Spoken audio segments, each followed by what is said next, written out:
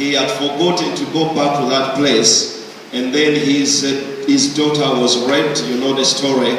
And the Lord told him, go back to the place where I appeared unto you when you were heading to Padanaram. And so he had to come back. And so we saw in the morning that the church is the place where we come in covenant with God. You know, we come in agreement with God. And we saw that in 1 Samuel chapter 16 from verse 1 it says, I have found a man in Bethlehem, meaning in the house of God, where there is bread after my own heart. Fill your horn with oil and gold. So we saw that church is a place of anointing. Church is a place of people with God's heart. You know, when we come here, we are expected, you know, to be a people of the heart of God. You know, when someone offends you, you have a way to apologize with, you have a way to work out the relationship. Out in the world, people will just fight, you know, and do other stuff, you know. Here we have a repentant heart, you know, we repent to God, because here God creates within us the heart after God's own heart. You know, in the book of Ezekiel, it says that I will remove the heart of stone from them, and I will put the heart of flesh in them. That's the heart after God's own heart. And there is a scripture in the Old Testament which says that, and it shall come, and in that day I will write my laws on their heart, you know, and that the laws will no longer be on the tablet as you enter the house of God, but the laws will be written on your heart.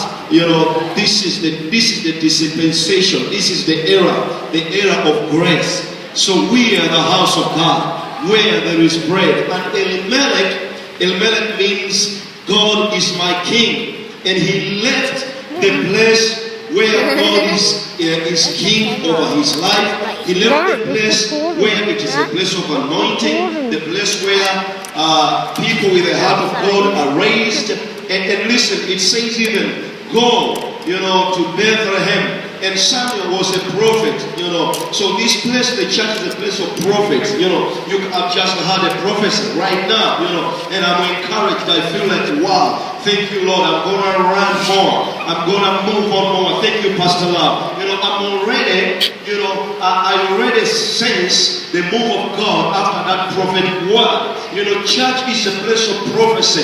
You know, you come with no plan, and then you receive a prophetic word upon your life, and you move on. You know, David never expected that day that God was going to move upon his life. You know, he was out in the jungle, and he didn't know what was going on. You know, he was busy taking care of his father's flock. You know, busy obeying the father. And then here comes the prophet of God and say, hey, bring, you know, you let the neighbors come, sanctify yourself. You know, church is a place of sanctification. Are you getting the point now? You know, sanctify yourself, purify yourself. If you can't walk in holy life, you know, and righteousness while you are in church or when you are connected to church, you cannot walk a righteous life out there. You get the point?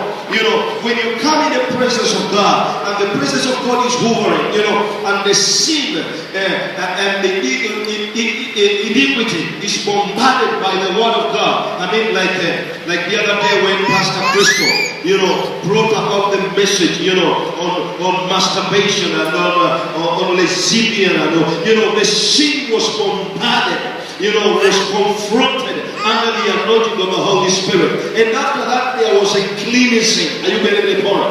There was a cleansing in the house. You know, no one saw, but she was able to see, because people kept raising up their hands. You know, no one, I was sitting there, but she kept saying, thank you, Lord, by the raising of hands. And the prophet of God said to the people in Bethlehem, tomorrow there's gonna be a special service around here. Sanctify yourself, you know, purify yourself. Church is a place of sanctification. You know, we come in walking with God, we come in agreement with God, but not only that, we walk in righteousness with God, because the God we serve is a righteous God. Amen. Somebody say amen. Amen. And he left a place of righteousness. He left a place of anointing. He left a place of prophecy. He left a place which is the house of God, where there is bread.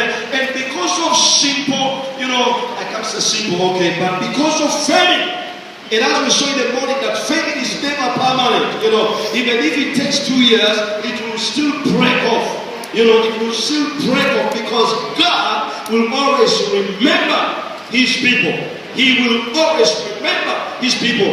We saw in the morning that, and God, I think verse 8, and Naomi heard that God has come back to the aid of His people, because there were some faithful people who remained in Bethlehem. They remained tilling the land and breaking the land and sowing in the land and plowing in the land.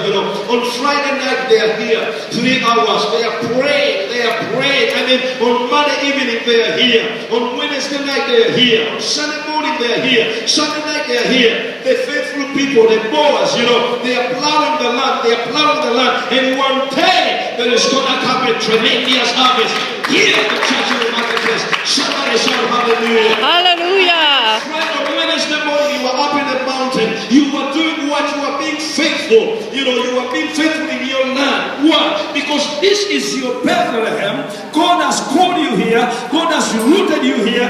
There are many houses out there. But as I said in the morning, that not every place that is open as a place of worship on Sunday morning, that is for you to worship. You were called here. Your destiny is shaped here.